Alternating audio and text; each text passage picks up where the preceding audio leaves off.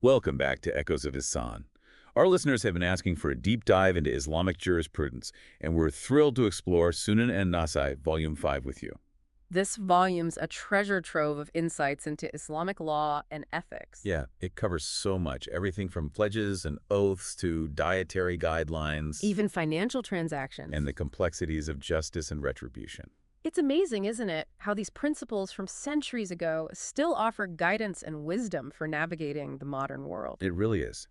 What I find particularly captivating about Sunan An-Nasa'i is how it shows us that all aspects of Islamic life are interconnected. It's not just a list of rules, it's a whole framework for living a righteous life. One that emphasizes ethical conduct, social responsibility, and spiritual growth. Let's start with something that really caught my eye, the concept of pledges. Or bay'ah, as the text refers to it. Right, bay'ah. Right. I initially thought of pledges as, formal agreements, like contracts. Okay. But it seems to go so much deeper than that. You're right. The concept of bay'ah has many layers. In essence, it signifies a solemn commitment, a binding promise. To uphold certain principles. Exactly, or to fulfill specific obligations. It's about aligning your actions with your words. Taking responsibility for your choices. And establishing trust and accountability. That makes me think of modern oaths, like the oath of office for government officials. Or even the vows we take in our personal relationships. Exactly. While we might not use the term bay'ah, the underlying principle is the same. We're binding ourselves to a higher standard. And that principle seems to resonate across cultures and time. What's fascinating is that Sunan An-Nasa'i actually outlines different types of pledges. Oh, each with its own specific purpose. Precisely, and significance. Like I noticed pledges about being truthful. Yes, being obedient even when you'd rather do something else. And being sincere towards fellow Muslims. It's like these pledges are weaving a tapestry of ethical conduct, guiding individuals to live by Islamic values. And they're not just about personal piety. No, they have social implications too. How so? They create a web of trust within the community. Fostering cooperation, I imagine. Exactly.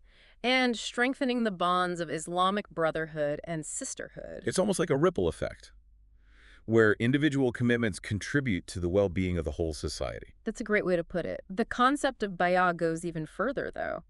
In what way? It has political dimensions, too. Really? Historically, the pledge of allegiance to a leader was a major part of Islamic governance. That makes sense. A leader's authority and legitimacy often relied on the community's consent and support. Exactly. So the Pledge of Allegiance in that context signified not only loyalty, but also a commitment to upholding the principles of justice and good governance. Wow, that's fascinating. It's a reminder that these ancient concepts are still relevant to understanding how modern systems of governance work. And the importance of ethical leadership. Absolutely. And accountability. Now, shifting gears a bit, I was surprised to see that Sunan An-Nasa'i also goes into dietary guidelines. The Islamic dietary laws are central to Islamic practice. It's almost like peeking into an ancient cookbook, with instructions on what's permitted and what's prohibited. It's about so much more than just what we eat. It reflects a broader ethical framework. One that considers hygiene, for example. Yes, hygiene, health, and even the treatment of animals. Right. I found the list of animals mentioned quite fascinating. From chickens and small birds. To the more unusual, like horses and donkeys. Even locusts. It makes you think about the diverse culinary traditions across different cultures and time periods. It does. And while some foods are clearly prohibited, like pork, carrion, and blood, the permissibility of others, like horse meat, is open to different interpretations, right? That's right. Among Islamic scholars, there are varying opinions on that. So there's some room for individual understanding. Yes, and cultural variations within the framework of Islamic law. That makes sense. So seeking knowledge from qualified scholars becomes super important then. It does. They can provide the guidance individuals need. To navigate the intricacies of Islamic jurisprudence. Precisely. I stumbled upon an anecdote about the Prophet Muhammad. He found mastigur lizard distasteful, but he didn't forbid eating it. That's a great anecdote. It shows us the importance of understanding the reasoning and context behind rulings. It also humanizes these religious figures. It does. They had individual tastes and preferences, too. Exactly. It's a good reminder that Islamic teachings aren't supposed to be rigid or oppressive. They're meant to provide a framework for ethical living. One that can accommodate individual and cultural variations. Precisely. And that principle of balance and flexibility, it seems to be evident throughout Sunan An-Nasa'i. You see it everywhere, whether it's about dietary guidelines, financial transactions. or even matters of justice and retribution. Speaking of which, the text outlines detailed instructions for animal sacrifices You're right. The act of sacrifice in Islam is rich in symbolism. and practical implications. It seems to be a practice that's deeply connected to both religious ritual. And social welfare. It's a tangible manifestation of faith, isn't it? You could say that. The outward act reflects an inward commitment, The text mentions different types of sacrifices, like the udiyah performed during Hajj. and the akika, done after a child is born. Each one has its own significance, right? And rituals, It's fascinating how these practices connect the personal and the communal. bringing together religious observance with social responsibility. Exactly. The Udiyah, for example, commemorates Prophet Abraham's willingness to sacrifice his son out of obedience to God. Highlighting the themes of faith and surrender. And the Akika celebrates a new life while emphasizing family and community support. The detailed instructions in Sunan An-Nasa'i guide Muslims to perform these sacrifices correctly, with the right intentions. Making sure they fulfill both the ethical and the ritualistic aspects of the practice. Yes, it's a beautiful example of how Islamic teachings intertwine spiritual devotion with practical actions that benefit everyone. This deep dive wouldn't be complete without exploring Islamic finance. I was drawn to the section on market matters.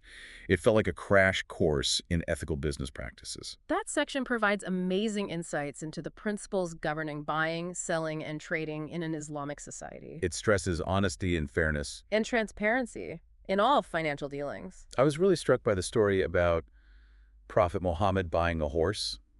He insisted on paying a fair price. And making sure the seller wasn't being taken advantage of. Exactly. It shows how ethical conduct extends to even simple transactions. It highlights the importance of integrity and mutual benefit in all our interactions, whether it's a complex business deal or just buying groceries. The text also provides guidelines for avoiding cheating, false oaths, and misleading advertising. Reminding us that the pursuit of profit should never come at the cost of ethical principles. And these principles are especially relevant today. Absolutely. In a world where we face challenges like consumerism, corporate greed, and ethical lapses in the marketplace. It's like these ancient teachings are giving us a compass to navigate modern commerce, reminding us to prioritize fairness, transparency, and social responsibility. And this emphasis on ethical conduct extends beyond the marketplace. To lending, borrowing, and investing. Exactly. It covers all aspects of financial dealings. Right. I remember reading about the prohibition of interest in Islamic finance. It challenges the way we usually think about profit making. The prohibition of interest, or riba, comes from the principle of avoiding exploitation. It ensures that financial transactions are based on real economic activity, not just profiting from someone else's need. It's a fascinating system. It aims to create a more just and equitable economic order. Where financial transactions benefit the whole community, not just individuals. Exploring Islamic finance has been eye-opening. It challenges conventional thinking and offers a new perspective on how we can approach economic activity. With integrity and compassion. This deep dive into Sunan An-Nasa'i, Volume 5, has been so insightful. It sheds light on so many topics that are still relevant today. From the power of pledges to the complexities of financial ethics and dietary laws, it's clear that this text offers a holistic vision for living a righteous life. What's truly remarkable is how these teachings, while rooted in a specific time and context, still speak to contemporary issues. Like ethics, social responsibility, and spiritual growth. It's like they're bridging a gap between centuries. Offering timeless wisdom for navigating the complexities of being human. Now, before we go deeper into the rest of Sunan An-Nasa'i, I'm ready for a thought-provoking question. considering everything we've talked about, the principles of pledges, ethical conduct, and social responsibility, Yes. how can we apply these teachings to our own lives? How can we integrate these concepts into our everyday interactions and decisions? That's a great question to think about. And we'll continue this fascinating journey into Sunan An-Nasa'i in our next segment, delving deeper into the rest of this incredible text. Stay tuned. Let's explore the Book of Al-Bay'ah, the one that focuses on pledges and oaths. It gives a fascinating glimpse into early Islamic society, right? Exactly, the social and political dynamics of that time. You know, when I first thought about pledges, I pictured something really formal, like a contract. But as we're going through this text, I'm realizing it's much broader than that, You're absolutely right. It gets to the heart of a core principle in Islam, which is, keeping your word, honoring commitments. So it's about more than just legal obligations. Much more. It touches on trustworthiness and integrity. In personal interactions. Absolutely. And also in the relationship between the community and its leader. It's interesting how the text outlines all these different kinds of pledges, each one with a specific purpose, It's like a framework for ethical conduct. guiding people towards a righteous way of life. Precisely. The different chapters within Al-Bay'ah show just how multifaceted these commitments are. I see. For example, Chapter 3, it emphasizes speaking the truth. So honesty is highly valued in Islam. It's a cornerstone. Integrity is key. So it's not just blindly obeying or being loyal to someone in authority. No, not at all. It's about sticking to those ethical principles. Even when it comes to political allegiances. Exactly. Chapter 4 builds on that, right? Focusing on the pledge to speak justly, even when dealing with those in power. It does, underscoring the importance of fairness. And being impartial, regardless of your position or status. It's a powerful message. It's amazing how these pledges tie together personal ethics with social responsibility. It creates a system where what individuals do contributes to the good of the whole community. Right. Individual actions affecting collective well-being. That connection between individual actions and the welfare of the group, it's a recurring theme in Islamic teachings. You see it everywhere. Like in Chapter 5. What's that one about? Obedience. The pledge to obey even when you'd rather someone else be in charge. Interesting. So it's about accepting legitimate authority? Yes, even when it might clash with your personal preferences. So there's this balance between individual wants and what's best for the community. That's right. The greater good of society. Chapter 6 goes further, talking about being sincere to every Muslim. Not just going through the motions, but really meaning it. It's about cultivating a true sense of brotherhood and sisterhood. Treating each other with kindness, fairness. And compassion? Not just saying it, but living it. Exactly. Actions speak louder than words, right? They do. Yeah. It's not enough to say you believe in Islamic principles, You have to embody them in your daily life. in how you interact with people. Precisely. Chapter 7 deals with a tough one. The pledge not to run from battle. That one can seem a bit jarring to modern ears, for sure. It does. But it's important to remember the historical context. Of course. It reflects the reality of war in early Islam. Running away was seen as a betrayal, a violation of your oath. It's about courage, Self-sacrifice? standing firm in the face of danger. It also highlights the idea of defending each other. The community's safety depended on everyone being willing to protect one another. Exactly. Collective defense. And then there's Chapter 8, What's that one about? the pledge for death. The highest level of commitment you could make to Islam. Wow. A willingness to give your life for a higher cause. It was a very serious vow, taken by those ready to make the ultimate sacrifice. Deep devotion. The belief that some things are worth dying for. Powerful stuff. Exploring these pledges has been so eye-opening, they really shaped the social and political landscape of early Islam. They did. And while the exact forms of these pledges might not apply directly today, the principles behind them are timeless. Trustworthiness, accountability, ethical conduct. Those are always relevant. Speaking of ethical conduct, I'd like to shift to a different kind of pledge. The dietary guidelines in Sunan An-Nasa'i. It's a pledge of actions, not just words. Absolutely. It's all about what's halal and what's haram. Lawful to eat and forbidden. I was really interested in the list of animals mentioned. Some are common today, Chicken, small birds. but others are pretty unusual, like horses and donkeys. Even locusts. It shows how food customs and preferences are different across cultures and time periods. They are. The Islamic dietary laws take into account hygiene, health, and how animals are treated. There's an emphasis on eating pure, wholesome food. It's a reflection of concern for both physical and spiritual well-being. The Quran explicitly forbids certain things, right? It does. Carrion, blood, and pork are off limits. They're considered harmful and go against the principles of purity. What about animals like horses and donkeys? I've heard mixed things about eating horse meat, for example. It's a topic where Islamic scholars have different opinions. Some say it's halal, others say it's makruh. Makruh. It means disliked or discouraged, but not strictly forbidden. So there's room for different schools of thought within Islamic jurisprudence. Exactly. And that's why it's so important to seek knowledge from reliable scholars. They can give guidance on specific dietary questions. Especially the ones where there are different interpretations. It reminds me of that story we discussed about Prophet Muhammad finding mastigar lizard distasteful. But he didn't ban it. Right. It shows that personal preferences have a place within Islamic law. And it humanizes those religious figures. They had their own likes and dislikes, too, like anyone else. Exactly.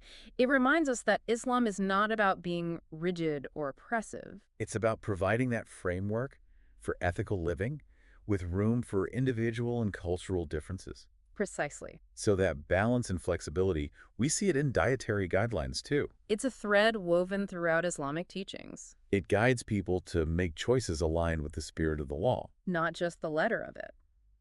Let's talk about the instructions for animal sacrifices. I'm intrigued by how it combines religious ritual and social responsibility. It's a powerful combination. The act of sacrifice represents submission to God, gratitude, and a willingness to share. The text gives clear guidelines for selecting the animal, how to slaughter it, and how to distribute the meat, It ensures that the sacrifice is done properly. with the right intentions. It's not just about going through the motions, it's about the meaning behind the act. The text mentions the udhiyah performed during Hajj and the akikah done after a child is born. Each one has a special significance, right? Absolutely.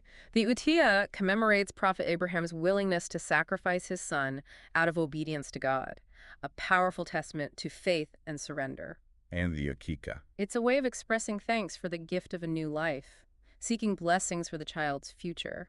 It's about the sanctity of life and the role of family and community in supporting the next generation.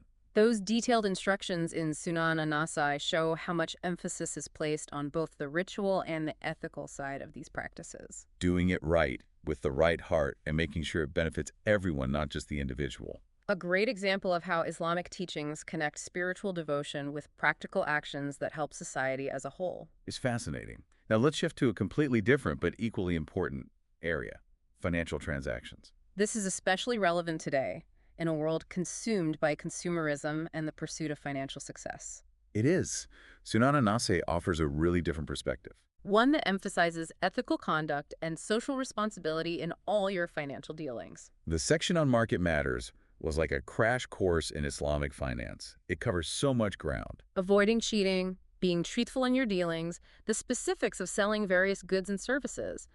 Honesty, fairness, and transparency are paramount. The story about Prophet Muhammad buying a horse was really impactful. He insisted on a fair price, making sure the seller wasn't being exploited. Exactly. It shows how crucial integrity is, even in simple everyday transactions. Mutual benefit in all our interactions, whether it's a big business deal or buying a cup of coffee. The text also talks about avoiding false oaths and misleading advertising. Even when you're trying to make a profit, there are ethical boundaries. You can't just do whatever it takes. Right, there are consequences to our actions. We should strive to be both honest and fair, even in the competitive world of business. Absolutely. These principles are more important than ever today. We face so many ethical challenges. Consumerism, corporate greed, exploitation of workers and resources, it's a lot. It is. But these ancient teachings can guide us through it. They're like a roadmap for navigating the modern marketplace. Reminding us to prioritize ethical behavior, not just profits. Exactly. And this focus on doing the right thing, it extends beyond just buying and selling. To lending, borrowing, investing. All aspects of financial dealings. The prohibition of interest in Islamic finance is something I find really interesting. It challenges the conventional way of thinking about profit. It does. Riba, or interest, is forbidden because it's about avoiding exploitation, making sure financial transactions are based on real economic activity. Not just benefiting from someone else's need. Exactly. Islamic finance presents a very different way of doing things. One that prioritizes fairness, transparency, and social responsibility. It aims to create a more just and equitable economic system. One where financial transactions benefit everyone, not just a select few. This exploration of Islamic finance has been a real eye-opener. It's a different way of looking at things, a fresh perspective. It reminds us that our financial decisions have a bigger impact than we might think. They affect not just ourselves, but others as well. We should make choices that are good for both individuals and the community. This deep dive into Sunan An-Nasa'i is showing us how deeply connected our financial decisions are to our ethical values and social responsibilities. Islamic teachings are about so much more than just personal piety and spiritual growth. They offer this comprehensive guide to living a righteous life, one that includes how we handle our finances and interact in the marketplace. This concept of holistic living, where our actions in one area affect everything else, It's a constant theme. You see it throughout Sunan An-Nasa'i. It's a powerful reminder that we're all part of something bigger. Our choices have ripple effects. They do. Now, before we move on, I have a question for you to think about. I'm ready. Given what we've talked about, ethical conduct, social responsibility, and financial dealings, Yeah. how can we apply these principles to other parts of our lives? How do we bring that same fairness, transparency, and compassion to all our interactions, both personal and professional? That's a great question, and one that challenges us to really look at our own actions and motivations. It's a theme we'll keep exploring as we delve deeper into the remaining sections of Sunan An-Nasa'i, Volume 5. Now, let's turn to a topic that can be sensitive but really important for understanding Islamic jurisprudence. The Book of Fighting, Kitab al-Jihad. It explores the rules and principles of warfare in Islam. This is a subject that's often misunderstood, isn't it? It's easy to get caught up in the headlines and stereotypes. Absolutely. Approaching this topic requires sensitivity and a deep understanding of the historical context. These verses in the Quran and the Prophet Muhammad's traditions about warfare, they weren't just random. Exactly. They were revealed in a very specific time and place. To address the real challenges the early Muslim community faced. But those underlying principles, things like justice, self-defense, protecting the innocent, those are still incredibly relevant today. So let's get into it. What are some of the key takeaways from this section? One of the most fundamental principles is that war is only allowed as a last resort, never the first option. It's not about aggression or starting conflicts. No, it's about defending yourself, protecting those who are being oppressed. The Quran is clear. Fighting is only allowed if you've been unjustly wronged. Exactly. It's about upholding justice and actively resisting tyranny. That's a very different picture than what we often see in the media. Another important principle the text highlights is proportionality in warfare. Meaning, Muslims are strictly forbidden from excessive violence, from deliberately harming civilians. there are rules against things like mutilating the dead, destroying crops, harming those who aren't fighting. Women, children, religious figures. It sounds like even in the middle of a battle, there's a strong emphasis on ethical conduct. Absolutely. Islam recognizes how brutal war is, how chaotic, but it tries to impose limits, uphold moral principles. Even in those extreme situations. Even then, I'd love to talk about the idea of jihad for a moment. It's a word that's so often misused. It is. It's easy to misunderstand. The word itself means struggle or exertion. It's about more than just fighting. Much more. It can be an internal struggle against your own desires, striving to live a good life. It's about that personal effort. Exactly. But in the context of war, jihad specifically refers to defending Islam, protecting the Muslim community. So it's not about attacking other religions or forcing conversions, as some people might believe. No, not at all. That's a complete distortion. Islam forbids any kind of coercion in matters of faith. The Quran is clear. Let there be no compulsion in religion. It's about upholding justice, opposing oppression, striving for a more peaceful, just world. Understanding this broader meaning of jihad is so important, especially today. Especially with the challenges of extremism and violence that we face. Right. It's important to remember that most Muslims completely reject violence and extremism. They're committed to peaceful lives, contributing positively to their communities. This section on fighting reminds us that Islamic teachings on warfare aren't about promoting violence. They're about setting clear guidelines for how to act ethically in conflict situations. It's a call for all of us, no matter what our faith is, to work towards peace and understanding. Especially in a world that's so often divided. Let's move on to a topic that's related to war, but also has broader implications: oaths and punishments. This section explores how Islamic law deals with crimes and transgressions. This is where we encounter the concept of qisas, right? Retaliation. Yes. It's a system designed to ensure justice and fairness, making sure the punishment fits the crime. But it's not simply about revenge, is it? No, not at all. Islamic penal law has many layers. It aims to deter future crimes by having clear consequences. Exactly. But it also emphasizes rehabilitation, trying to reform the offender. Help them become productive members of society again. And, of course, maintaining order in society, protecting everyone's rights. It's all connected. It is. These laws aren't meant to be cruel or arbitrary. They have a higher purpose: creating a just society where everyone feels safe. It's interesting to compare these ideas to modern legal systems. There's some similarities, right? Yes, the emphasis on due process, evidence-based judgments, the idea that the punishment should fit the crime. But Islamic law, as we see it in this text, is rooted in divine revelation. And it places a strong emphasis on the spiritual dimension of justice. It goes beyond just following the letter of the law. It's about upholding the spirit of the law as well, making judgments with wisdom and compassion. One aspect that often gets attention is the idea of hudud, fixed punishments for specific crimes. Things like amputation for theft or stoning for adultery. These punishments can seem harsh by today's standards. They can, but it's important to understand they're only applied in very specific situations. With strict rules about what evidence is needed. It's not about imposing these punishments lightly or without due process. The system has safeguards to prevent injustice. Islamic law stresses fairness, mercy, and forgiveness. It encourages repentance, And provides opportunities for reconciliation. a chance for things to be made right. It reminds us that even when someone has done something wrong. Exactly. Islamic law isn't just about punishment. It's about rehabilitation, making things whole again. And the possibility of personal transformation. Exploring these topics, oaths, punishments, blood money, has been insightful and thought-provoking. It's a complex area and often controversial. It is, but it's important to approach it with an open mind.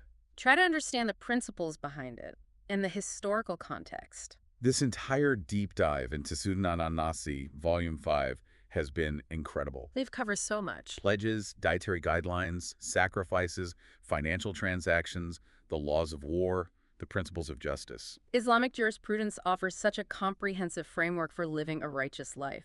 One guided by justice, compassion, and ethical behavior in all areas of life. It's amazing how these teachings from centuries ago are still relevant today. They offer guidance and wisdom for dealing with the complexities of modern life. We've only just scratched the surface. This is a vast and intricate subject. It is, but I hope this deep dive has piqued your interest. Inspired you to keep learning about the richness and depth of Islamic thought. Keep delving into these texts.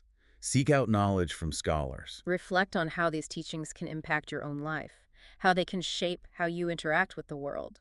As we wrap up, I want to leave you with a final thought. In a world that's so often divided and conflicted, Yes, how can we use the principles of Islamic jurisprudence to promote understanding, bridge those divides, and create a more just and harmonious society for everyone? that's a question worth thinking about. It deserves our attention and effort. Thank you for joining us on this journey. Until next time, may you continue to seek knowledge and wisdom. May peace and blessings be upon you.